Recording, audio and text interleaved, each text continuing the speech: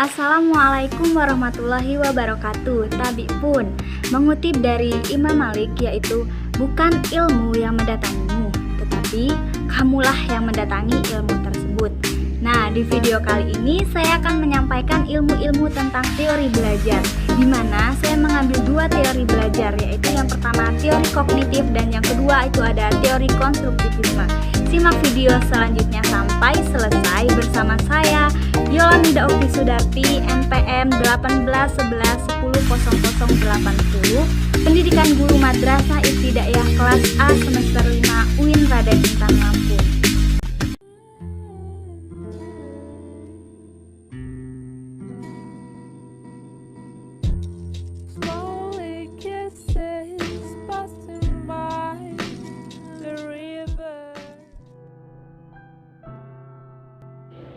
Materi yang akan dibahas yaitu tentang teori kognitif dan teori konstruktivisme dalam belajar. Yang pertama itu ada teori kognitif. Secara bahasa, kognitif berasal dari bahasa Latin yaitu cogitare yang berarti berpikir. Nah, dalam Kamus Besar Bahasa Indonesia, kognitif berarti segala sesuatu yang berhubungan atau melibatkan kognisi atau berdasarkan pengetahuan yang faktual dan empiris. Nah, dalam istilah pendidikan, kognitif didefinisikan sebagai suatu teori di antara teori-teori belajar yang memahami bahwa belajar merupakan pengorganisasian aspek-aspek kognitif dan persepsi untuk memahami atau memperoleh pemahaman. Nah, dalam teori ini, tingkah laku seseorang ditentukan oleh persepsi dan pemahamannya tentang sesuatu yang berhubungan dengan tujuan. Selanjutnya ada tokoh-tokoh teori kognitif. Nah, tokoh-tokoh teori kognitif itu yang pertama ada teori belajar dari Jean Piaget. Jean Piaget mengumumkan bahwa proses belajar akan terjadi apabila ada aktivitas individu yang berinteraksi dengan lingkungan sosial atau lingkungan fisiknya. Yang kedua itu ada teori belajar menurut Brunner. Nah, di sini Brunner membagi 3 proses kognitif dalam belajar, yaitu yang pertama itu proses pemerolehan informasi baru, yang kedua ada proses mentransformasikan informasi yang sudah diterima, dan yang ketiga itu ada menguji atau mengevaluasi relevansi dan ketetapan pengetahuan.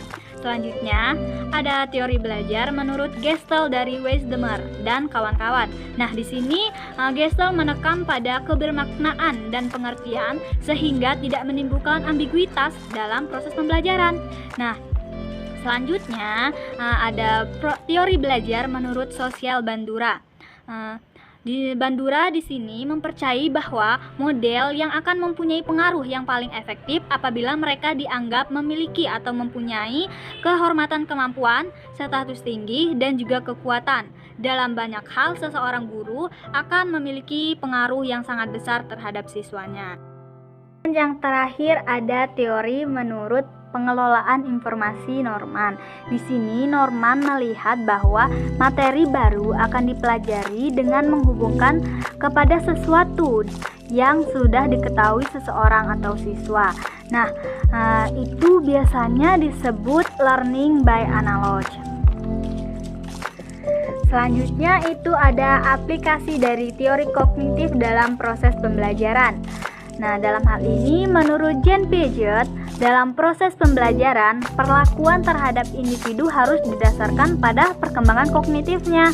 Setiap tahap perkembangan kognitif memiliki karakteristik yang berbeda-beda. Nah, susunan saraf seseorang akan semakin kompleks seiring dengan bertambahnya umur.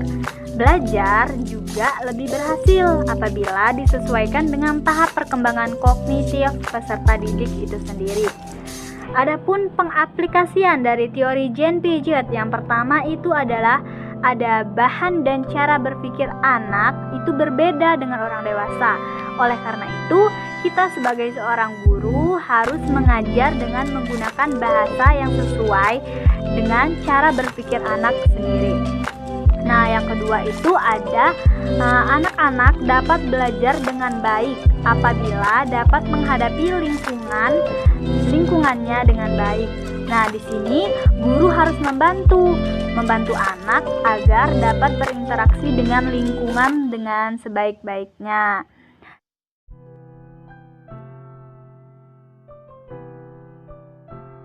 Nah, yang selanjutnya itu nomor 3. Bahan yang harus dipelajari anak hendaknya dirasakan baru tetapi tidak asing bagi mereka. Nah, yang keempat ada memberikan peluang kepada anak agar mereka bisa belajar sesuai dengan perkembangan mereka sendiri. Nah, yang terakhir, yang kelima, di dalam kelas hendaknya anak diberikan kesempatan untuk saling berbicara dan diskusi dengan guru ataupun teman-temannya yang lain. Nah, materi yang kedua itu ada tentang teori konstruktivisme. Menurut Hill, konstruktivisme merupakan bagaimana menghasilkan sesuatu dari apa yang sudah dipelajari. Dengan kata lain, bahwa bagaimana memadukan sebuah pembelajaran dengan melakukan atau mempraktekkan dalam kehidupan supaya berguna untuk kehidupan atau kemaslahatannya. Nah, selanjutnya itu pengaplikasian teori konstruktivisme. Nah, yang pertama itu mendorong kemandirian dan inisiatif siswa dalam belajar. Yang kedua ada guru mengajukan pertanyaan terbuka dan memberikan kesempatan beberapa waktu kepada peserta didik atau siswa untuk merespon pertanyaan dari guru tersebut. Nah, yang ketiga itu mendorong siswa untuk berpikir tingkat tinggi atau kritis. Dan yang keempat, siswa terlibat secara aktif dalam dialog atau diskusi dengan guru dan siswa lainnya. Nah, yang keempat itu siswa terlibat dalam pengalaman yang menantang dan mendorong terjadinya diskusi pada proses pembelajaran. Nah, yang terakhir, yang keenam itu guru memberikan data mentah atau sumber-sumber utama dan materi-materi yang interaktif. Perbedaan dari kedua teori yaitu teori konstruktivisme dan kognitif. Nah, perbedaan itu bisa dilihat dari 3 cara. Yang pertama itu dilihat dari dasar pemikiran. Teori konstruktivisme memiliki pengetahuan dibangun secara aktif, sedangkan kognitif itu proses berpikirnya ada di balik tingkah laku seseorang.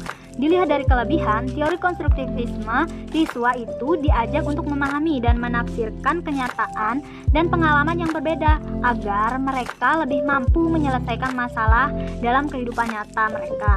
Nah, sedangkan kognitif itu penerapan teorinya ada pada tujuan umum, yaitu untuk melatih siswa agar mampu mengerjakan tugas dengan cara yang sama dan konsisten.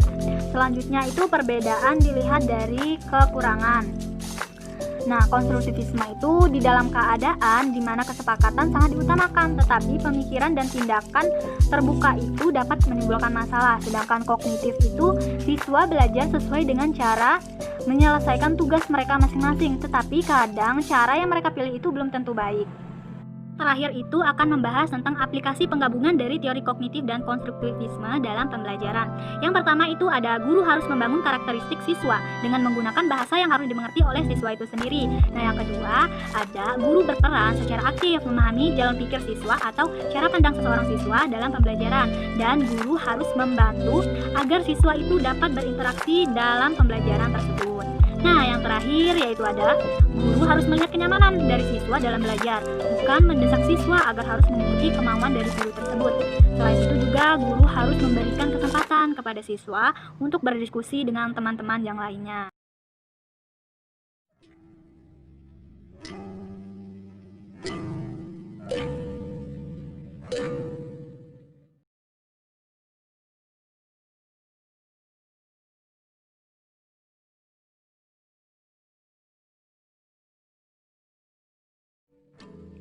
Nah, itulah ilmu-ilmu yang bisa saya bagikan kepada kalian semua.